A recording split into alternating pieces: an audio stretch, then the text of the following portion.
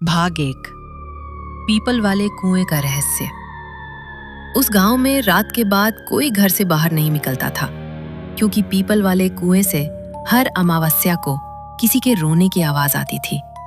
उत्तर प्रदेश के एक छोटे से गांव बेलापुरा में चारों तरफ खेत, पुराने कच्चे रास्ते और घने पेड़ों का सन्नाटा था। दिन में ये गांव बिल्कुल सामान्य लगता था, लेकिन रात होते ही यहाँ का माहौल बदल जाता था। गांव के बीचों बीच एक बहुत पुराना कुआं था। उस कुएं के पास एक विशाल पीपल का पेड़ था, जिसकी जड़ें कुएं की दीवारों तक फैली हुई थी। लोग उसे पीपल वाला कुआं कहते थे।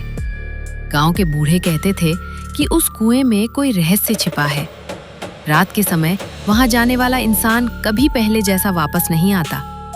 कुछ लोग पागल हो गए थे, कुछ अचानक गायब हो गए, लेकिन गांव वाले उस बारे में खुलकर कभी बात नहीं करते थे।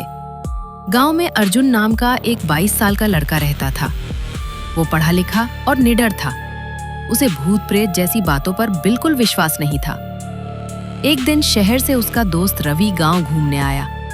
रवि ने गांव वालों को उस कुएं की बातें करते सुना तो वो हंसने लगा। आज के समय में भी लोग इन बातों पर विश्वास करते हैं, रवि बोला। अर्जुन मुस्कुराया। मैं बचपन से ये सब सुन रहा हूँ, लेकिन आज तक कुछ देखा नहीं। तभी पास बैठे बूढ़े राम खिलावन बाबा ने गंभीर आवाज में कहा, बेटा, कुछ चीजें देखने के लिए नहीं होती, उनसे दूर रहने के लिए होती हैं। उनकी आंखों में अजीब डर था। रवि ने मजाक उड़ाते हुए कहा, अगर इतना ही डरावना है तो आज रात हम वहीं चलेंगे। ये सुनते ही आसपास बैठे लोगों के चेहरे उतर गए। एक महिला तुरंत बोली, बेटा ऐसा मत करना, पिछले साल भी 4 लड़के गए थे, सुबह सिर्फ 3 लौटे थे। रवि हंस पड़ा, लेकिन अर्जुन के मन में हल्की बेचैनी जरूर हुई। उस रात पूरे गांव में तेज हवा चल रही थी। आसमान में बादल थे और दूर कहीं कुत्तों के भौंकने की आवाज आ रही थी। रात के करीब 11 बजे अर्जुन और रवि टॉर्च लेकर कुएं की तरफ निकल पड़े। जैसे जैसे वे आगे बढ़ रहे थे, रास्ता और सुनसान होता जा रहा था। पेड़ों की टहनियां हवा में अजीब आवाज कर रही थी। कुछ देर बाद दोनों उस पुराने कुएं के पास पहुंच गए। कुआं बहुत पुराना और टूटा हुआ था। उसके चारों तरफ काई जमी हुई थी। पीपल का पेड़ इतना बड़ा था कि उसकी शाखाएं पूरे कुएं को ढक रही थीं। अचानक रवि बोला, यार, यहाँ सच में थोड़ा अजीब लग रहा है। उसी समय हवा अचानक बंद हो गई। पूरा माहौल एकदम शांत हो गया, इतना शांत कि दोनों की सांसों की आवाज साफ सुनाई दे रही थी। तभी कुएं के अंदर से किसी लड़की के रोने की धीमी आवाज आने लगी। रवि का चेहरा पीला पड़ गया। ये आवाज कहाँ से आ रही है? अर्जुन ने टॉर्च कुएं के अंदर डाली, लेकिन अंदर सिर्फ अंधेरा था। रोने की आवाज धीरे धीरे तेज होने लगी। ऐसा लग रहा था जैसे कोई मदद मांग रहा हो।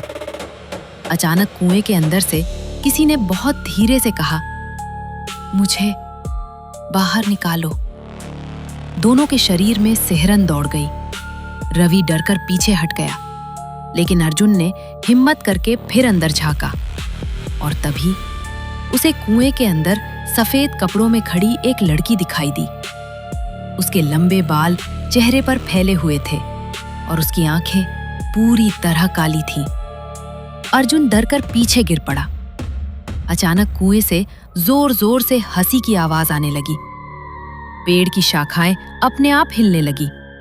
रवि चिल्लाया, भाग यहां से। दोनों तेजी से गांव की तरफ दौड़ पड़े, लेकिन दौड़ते समय अर्जुन ने पीछे मुड़कर देखा। वो लड़की अब कुएं के बाहर खड़ी थी और धीरे धीरे उनकी तरफ बढ़ रही थी। दोनों किसी तरह गांव पहुंचे। अर्जुन पूरी रात सो नहीं पाया। बार बार उसे वही काली आंखें दिखाई दे रही थीं। सुबह होते ही उसने तय किया कि वो इस रहस्य का सच पता लगाएगा, लेकिन उसे नहीं पता था कि ये सिर्फ शुरुआत थी, क्योंकि उसी सुबह गांव में एक बच्चा अचानक गायब हो गया था और उसके घर की दीवार पर मिट्टी से सिर्फ एक शब्द लिखा था, वापस आई।